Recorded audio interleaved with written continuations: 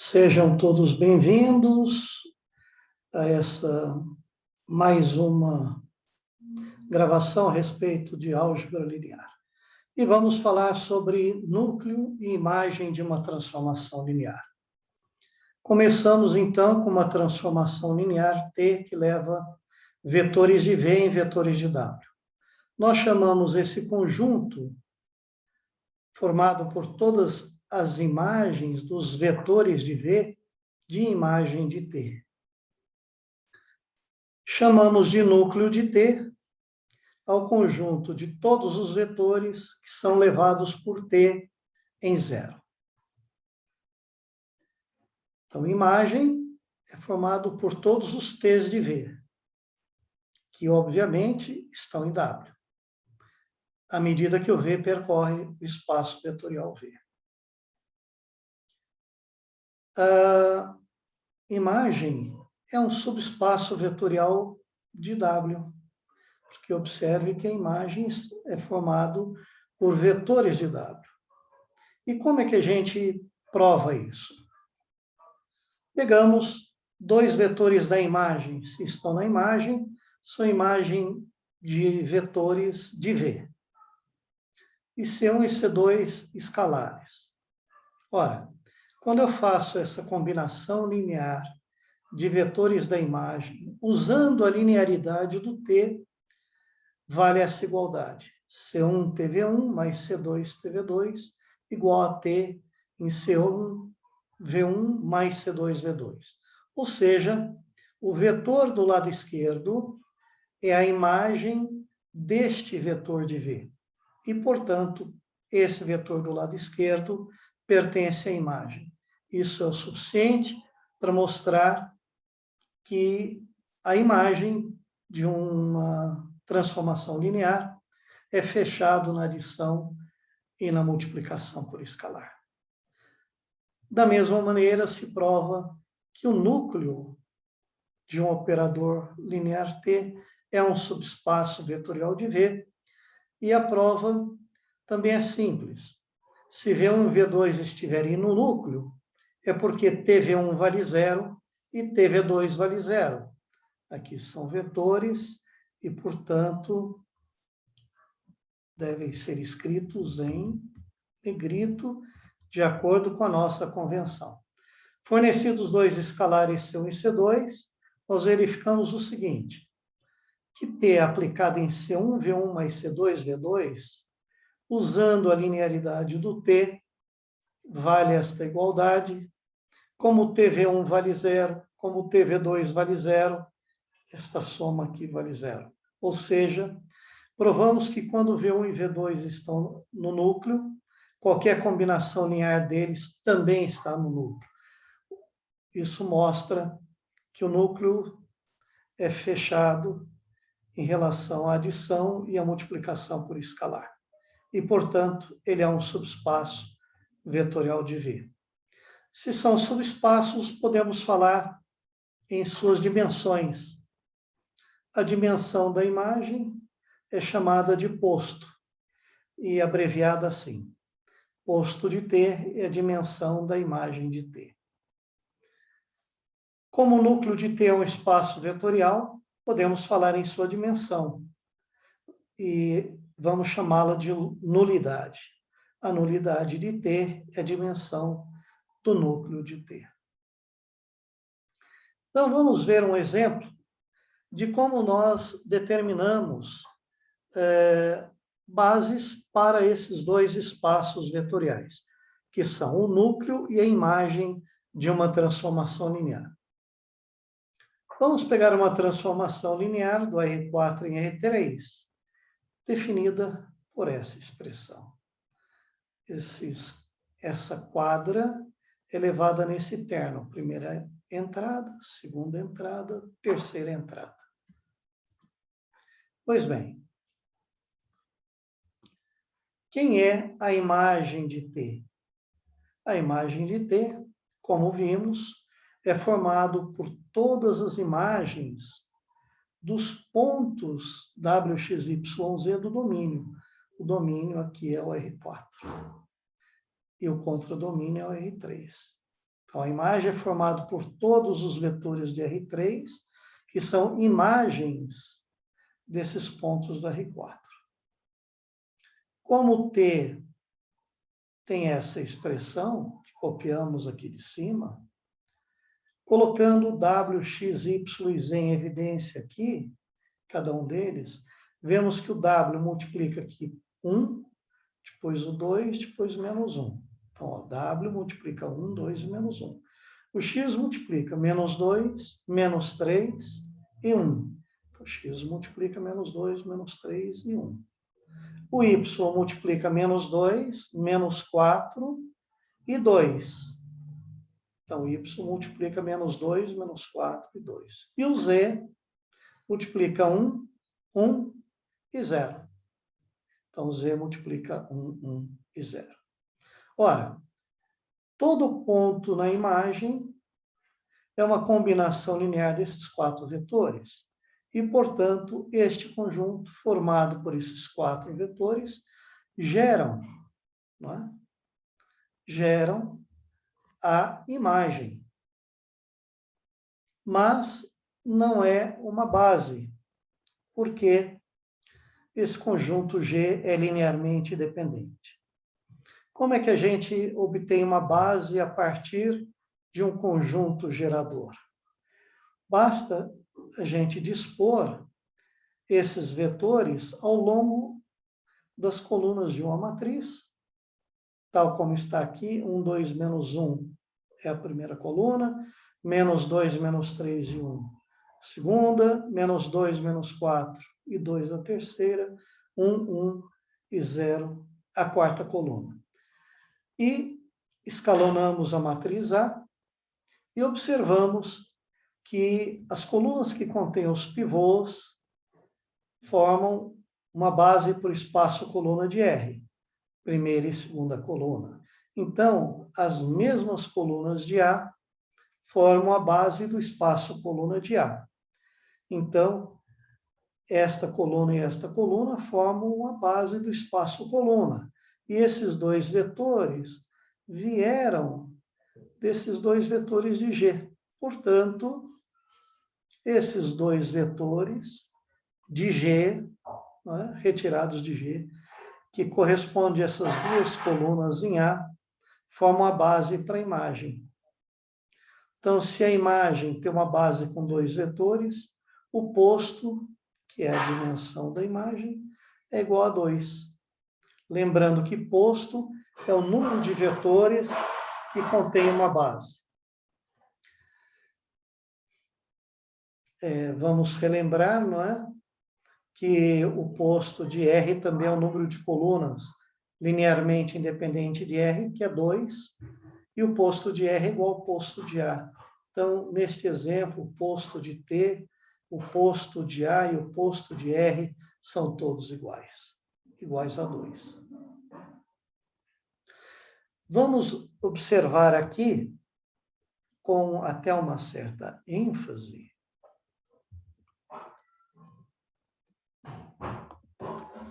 que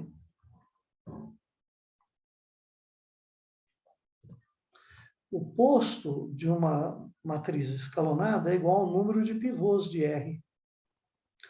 E esse número de pivôs em R, como aqui, esse, se nós multiplicássemos aqui por uma matriz coluna X, Y, Z e W, então o X e o Y que estariam multiplicando os pivôs seriam as incógnitas dependentes e as outras duas livres, né? Então, em Rx igual a 0, temos duas incógnitas dependentes e duas livres. O número de incógnitas dependentes é igual ao posto de R. Então, o número de incógnitas dependentes é igual, nesta equação, é igual ao posto de R, que é igual ao posto de T.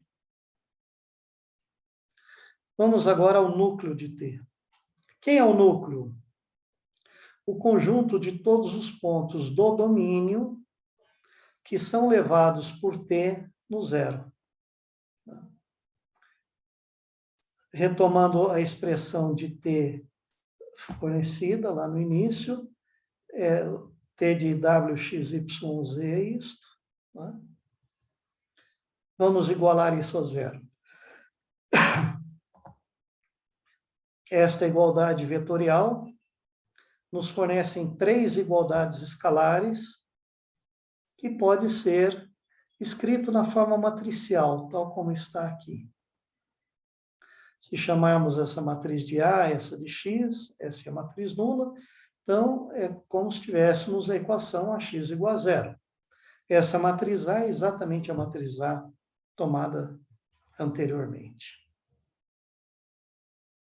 Quando escalonamos, obtemos a mesma matriz R que obtivemos anteriormente. Então, esta equação e esta têm as mesmas soluções. Não é? Nós temos duas incógnitas dependentes, que são W e X, duas incógnitas livres, que são Y e Z. Observe que o W multiplica as entradas dessa coluna, o X as entradas dessa coluna, que contém pivôs. Elas serão as incógnitas dependentes. O YZ multiplica as entradas da terceira e quarta coluna, que não tem pivô, então serão as incógnitas livres. Ok, para resolver, o que a gente faz? Pega a primeira equação, explicita o W, obtemos que o W é 2y mais z, porque essa primeira equação é W menos 2y menos z igual a zero. Passando para o segundo membro, fica W igual a 2y mais z. E esta segunda linha é x menos z igual a zero, ou x igual a z. A última linha corresponde a uma equação degenerada consistente, que não impõe nenhuma restrição sobre as incógnitas W, X, Y e Z.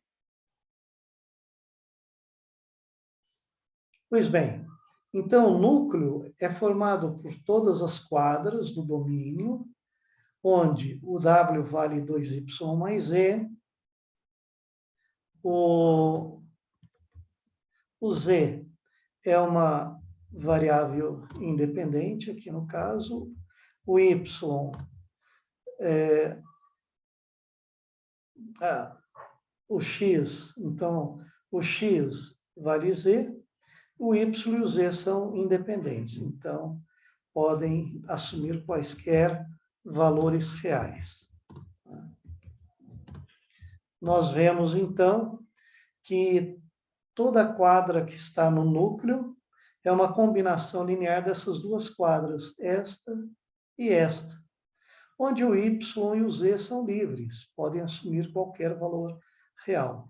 Como todo ponto do núcleo é combinação linear desses dois vetores, esses dois vetores geram núcleo. E poderão verificar também que esses dois vetores são linearmente independentes um do outro. E por serem um gerador e serem linearmente independentes, B2 é a base do núcleo. Então, esse núcleo tem dois vetores. Então, a dimensão, esta base do núcleo possui dois vetores. Portanto, a dimensão do núcleo é 2. A nulidade de T é 2. E aqui a mesma nota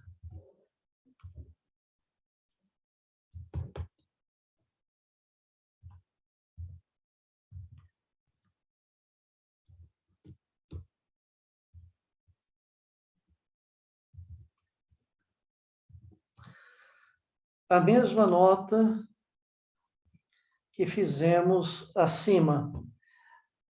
Quem deu origem a esses dois vetores? O Y e o Z, que são as incógnitas livres nesta equação, Rx igual a zero. Então, cada incógnita livre deu origem a um vetor do núcleo. Então, cada incógnita livre aqui dá origem a um vetor da base do núcleo.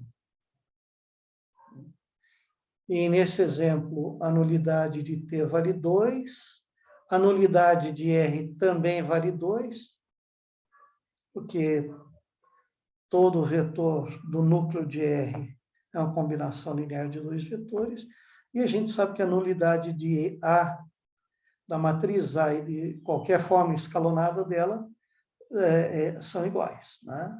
Elas têm a mesma nulidade. Portanto,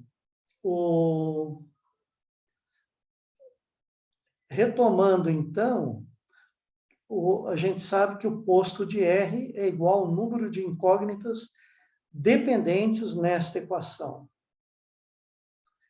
É o que escrevemos em cima na nota. Nesta nota aqui, a nulidade de R é igual ao número de incógnitas livres, em Rx igual a 0.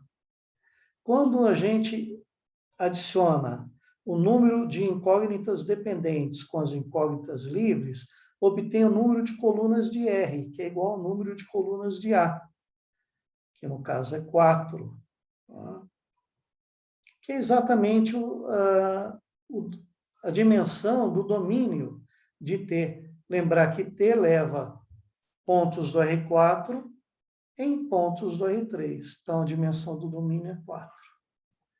Então, o posto de T, que é igual ao posto de R, mais a nulidade de T, que é igual à nulidade de R, vale 4, que é a dimensão do R4, que é o domínio de T. E esta relação, pessoal, vale para todas as transformações lineares. E eu vou enunciá-la na forma de um teorema. Seja T de V em W uma transformação linear. Quando V possui dimensão finita, a dimensão da imagem de T mais a dimensão do núcleo de T é igual à dimensão do espaço vetorial V, que é o domínio da transformação linear. Ou então, como a dimensão da imagem chamamos de posto, a dimensão do núcleo chamamos de nulidade, o posto de T mais a nulidade de T é a dimensão de V. E aqui, olha, nós temos alguns exercícios sugeridos, onde apresentamos uma transformação linear, nesse caso de R3 em R3, e se pede para determinar uma base da imagem e o posto. No momento que a gente tem a base da imagem, tem a sua dimensão, que é o posto. Pedimos para determinar a base do núcleo e a sua nulidade, que é a dimensão do núcleo. Nesse exercício, a mesma coisa, apresentamos uma transformação linear do R5 no R3, pedimos para determinar uma base da imagem e o posto de T. O posto é a dimensão da imagem. Também determinaram a base do núcleo e a nulidade, que é a dimensão do núcleo. Aqui, nesse exercício, nós pegamos uma transformação linear que leva uma matriz coluna com N linhas numa matriz AX, que é uma matriz coluna com M linhas. M linhas. Então, mostra que o núcleo de T é igual ao núcleo de A, é só escrever a definição do núcleo de T, que se observa imediatamente isso, é uma linha. Não é? Mostrar que a imagem de T é o espaço coluna de A, ela se mostra assim: se o x for x1, x2, xn, A vezes x é x1 vezes A1 mais x2 vezes A2 mais xn vezes AN, onde A1, A2, AN são as colunas de A. São as colunas de A. E, portanto, a imagem T de x, que é o produto A vezes x, é uma combinação linear de colunas de A. O espaço formado pelas combinações lineares de colunas de A é chamado espaço-coluna. E, portanto, o posto de T, que é a dimensão da imagem de T, é igual ao posto de A, que é a dimensão do espaço-coluna de A.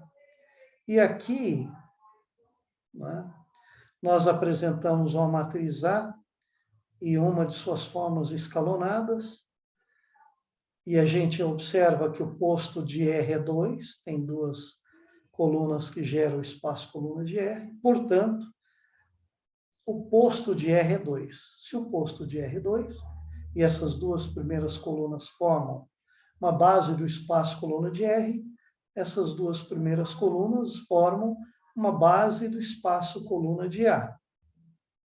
Então, isso dá o posto de A. E também a gente sabe que a equação AX igual a zero e a equação RX igual a zero tem as mesmas soluções.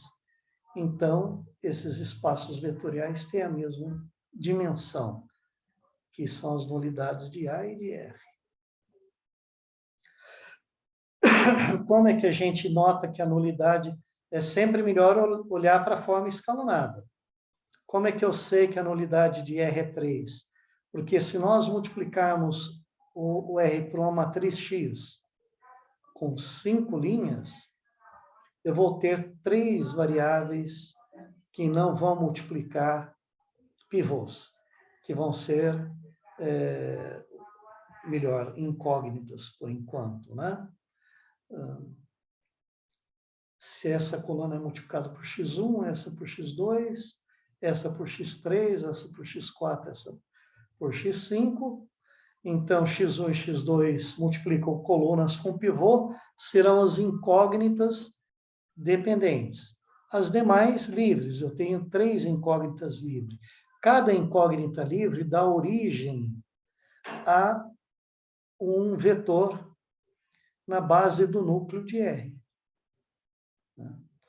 E o núcleo de A é igual ao núcleo de R, não só as suas dimensões.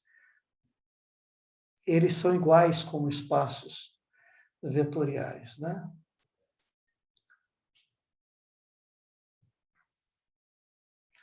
E observe que o posto de R mais a nulidade de R vale 5, que é exatamente o número de colunas de A, que é igual ao número de colunas de R também.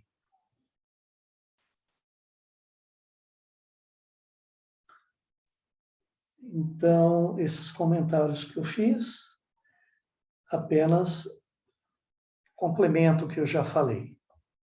Pede-se para determinar uma base da imagem de T e uma base do núcleo de T. É exatamente igual aos exemplos anteriores, né? Sem tirar nem pôr. E agora a gente vai encerrando esse vídeo por aqui, e no próximo falaremos em composição de transformações lineares. Até breve, então, pessoal.